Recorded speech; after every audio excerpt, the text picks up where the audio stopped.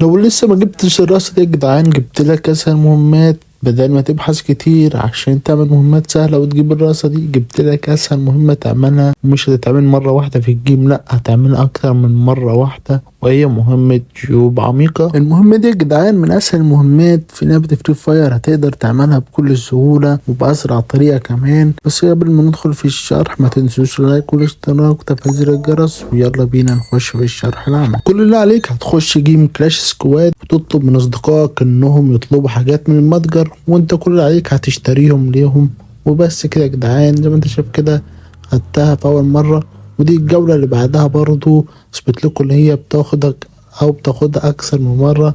زي ما انت شايف هو واحد طلب واشتريت له السلاح، وخدت برضو الانجاز بكل سهولة.